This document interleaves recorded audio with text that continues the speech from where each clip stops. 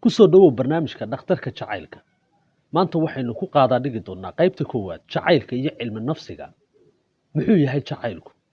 Jawaab gaaban haddii aan ku siiyo waa aniga iyo iyada oo qura kuma jiraan iyaga, waayo waxay noqon karaan nacab, calaf, xaasid. Horta maxaa la isku jeclaadaa? Aqoon, hanti, dadnimo, qurux, diin iyo asluub. Siduu kugu soo maraa xubbigu? Si dadban iyo si toos labadaba. Ma isku mid baa qaabka ugu dhasho xubbigu lamaanuhu? Alla maya. Dumarku wuxuu ugu dhashaa dhanka maqalka, halka ragguna ugu dhasho dhanka aragga.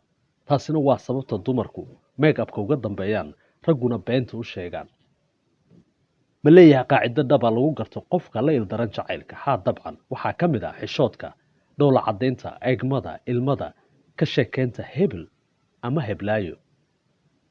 Sidee lagu gartaa qofka ku jecel? Ka soo qaad odaxaayo. Hadduu dhab kuu jecel yahay, iska sug 5 ilbiriqsi isaga habku siin doona. Muxuu ka kooban yahay jacaylku? Mowjado hiriir xanuun badan iyo farxad lama filaan xad dhaaf ah. Maxaa kaa biya kaarka jacaylka? Hal mar oo habku siisa gacalisadaada ama gacaliyahaaga kugu filan bes khalaas. Uma baahnid baanadool iyo barastomol toona. Horta jacaylu ina ayaa tahay. Waxaan ahay ina dooq nasiib calaf guur.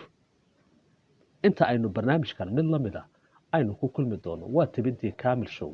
Asxaabta dhiig iyo dheecaan ka wadaagno. Waa dhankiina laagta, sheerta iyo subscribe-ka. Dheega u saara Kaamil Show.